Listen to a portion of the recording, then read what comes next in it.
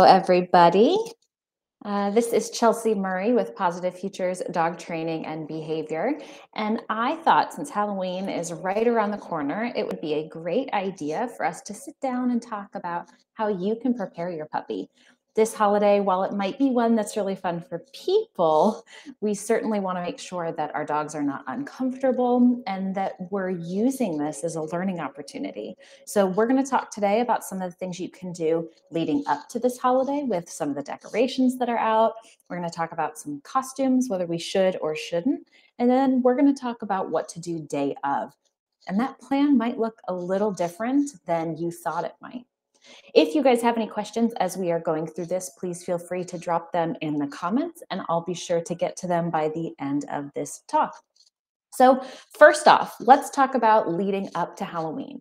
Generally, a lot of decorations are starting to go out, some of which can be a little scary for our puppies.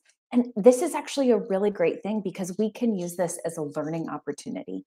So one thing that I really like to do with puppies and adolescents that might be a little bit more worried about their surroundings is I like to teach them a game called What Is That? And so you can start this game inside the house. You can take a traffic cone, a book, a water bottle, whatever you might have that's not scary. Okay, we want to start with something that's really easy. And what we're going to do, we're going to take this object and put it down in front of the puppies. And we want to teach them this cue. What is it? So we encourage the puppies to interact with this object. You might tap it to kind of prompt some interaction, and then you're going to click or say yes to mark that. We can mark looking at it, touching it, getting closer to it, and then you'll pay your puppy. I like to toss the treat a little further away from the object so that it sets them up for another repetition of approaching this object and getting payment for it. And we can start to put this behavior on cue. So I'll say, what is that? Point or tap at the object, and then reward the puppy as they approach and check it out. Now, this can be really helpful with all of our Halloween decorations that are outside that might be a little bit scary. Because if we can put this behavior of checking things out on cue, we can ask our dogs to go check it out and reward them for this curiosity. And it's a really nice way to boost confidence with them so that they're not worried about things that are around them. Now, the key while we're playing this game with these Halloween decorations is to make sure that the dog is always comfortable and that they always have a choice to walk away from these scary Halloween decorations. So we're never going to force the dogs to check it out. I'm never going to sit down next to it and drop food to encourage them to come up because they might actually approach a little more than they're comfortable. My goal is to bring the food out after we get a behavior from the puppy. So I'll say, what is that? As they approach, yes, and toss a treat backwards. And you can stay at one location and practice with one object to get a few nice repetitions in, and then you can continue on your walk. It's a really nice way to not only break up the monotony of your walk and your leash training, but also to help your puppies build positive associations with these big scary distractions or Halloween decorations that might be around them. Now, we really want to watch our puppy's body language signals here. And this is particularly important if you have a puppy that might be going through a fear period.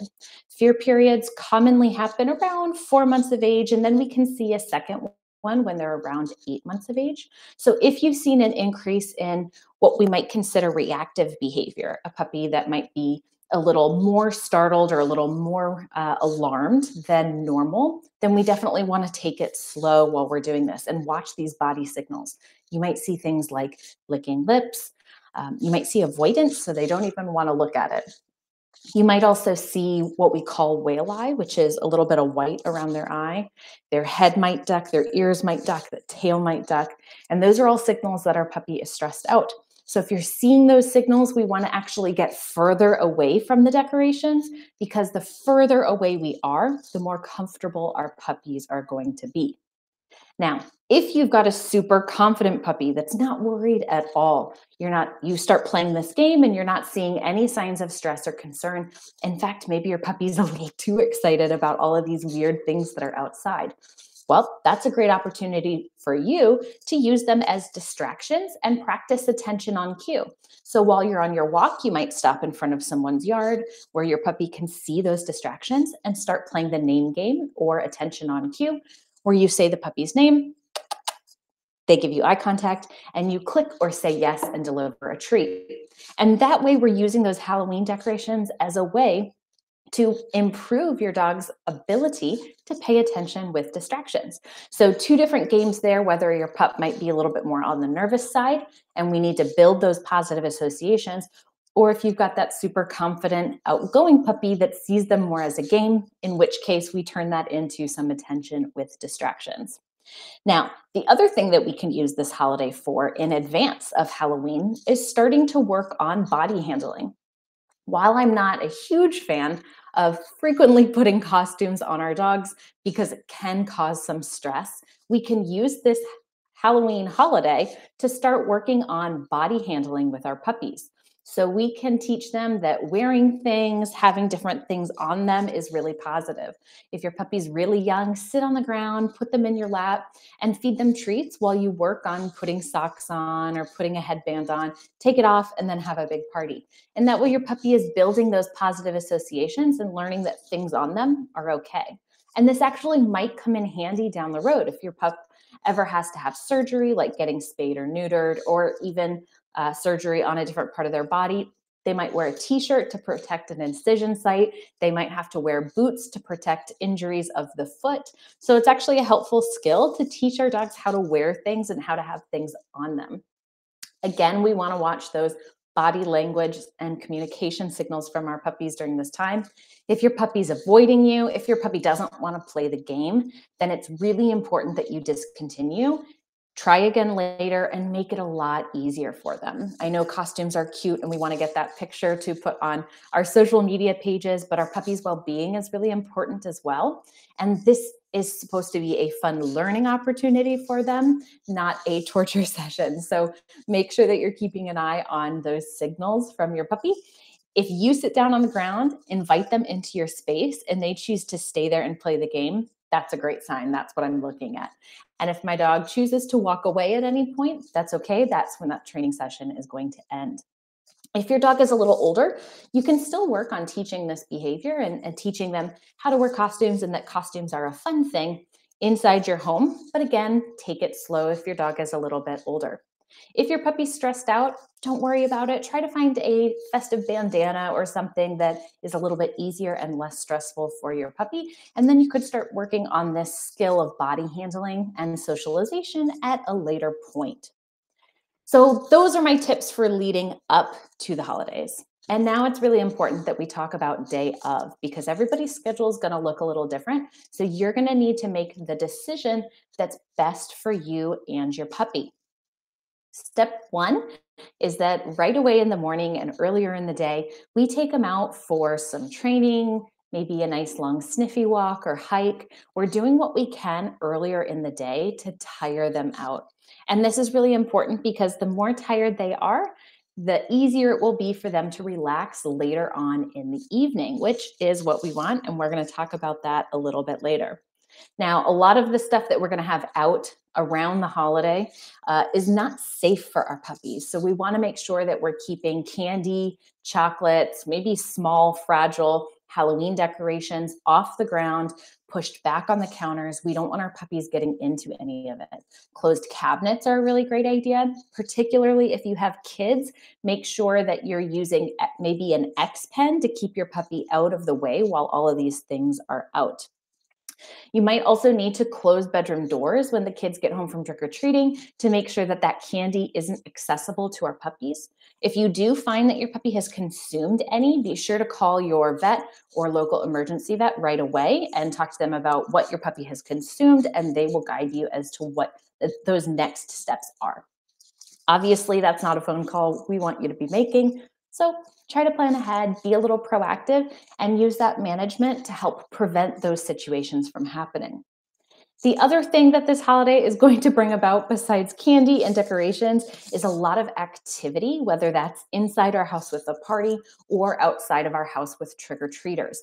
And even if your puppy is really social, this can be a really stressful experience for them. And so I actually recommend that we put the puppy away.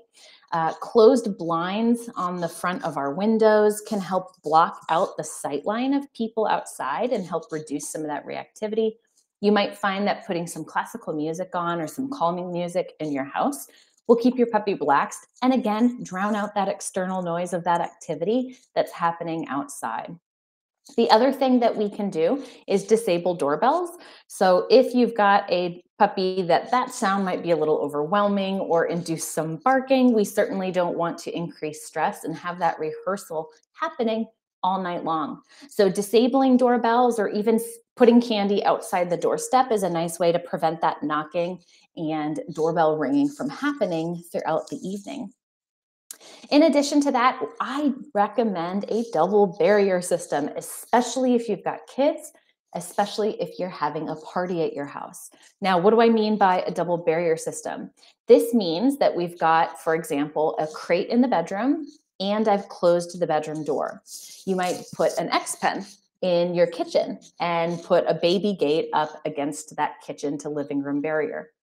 Double barrier systems are really nice because if there's other people in the home or kids in the home, it helps prevent those accidental oops moments where the puppy gets loose. No matter how much your friends say, oh, it's okay, I'm a puppy person, I'm a dog person, it's always a good idea just to avoid that potential of something happening, like your dog slipping out the door or your puppy being overwhelmed by the number of people and the amount of activity. So double barrier system to keep your puppy safe, keeping the room dark and quiet.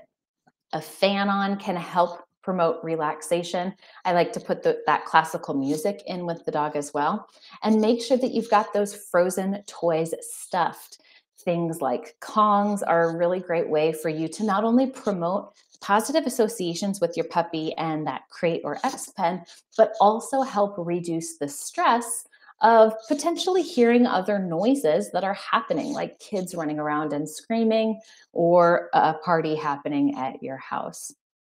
It also will help funnel that last little bit of energy that your puppy might have into something that's more positive before they hopefully close their eyes and take a nice long nap. Now, everybody's situation is going to be a little different. If you have one or two people over and there isn't any alcohol involved, then you could certainly get the puppy out at the beginning or the end of the evening for a short meet and greet, a little bit of training and play, and then you could always put the puppy away. The other thing that we recommend is that you make sure you have identification tags on your puppy. So a lot of the times during holidays, Halloween, Thanksgiving, Christmas, it's easy for our dogs to get out and potentially become spooked by the amount of activity that's happening outside. So it's a really nice idea, just in case, to have your microchip information updated with your microchip company and vet, and also to have those tags on your puppy. So if they do happen to slip out that door, somebody can find them and you can get your puppy returned to you. Now, if anybody has any questions, feel free to drop them in the comments. I will monitor this throughout the day. So if you weren't able to watch live and catch up later, you can.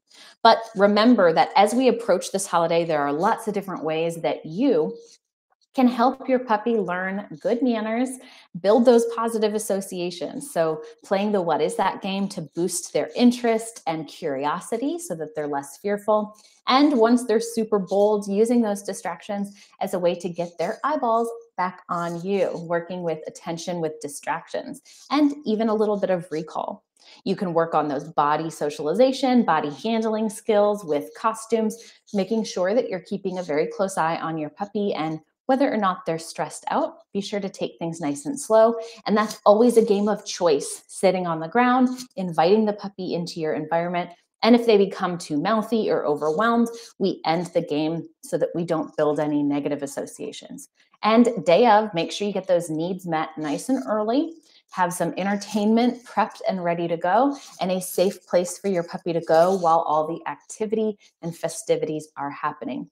If your puppy's a little mouthy and curious about things, which, let's be honest, they're puppies, they should be, we want to make sure that we're using that extra management around the home so that they're not picking up candy and decorations. All right, guys, I hope that was helpful for you, and I hope you and your puppies have a lovely Halloween.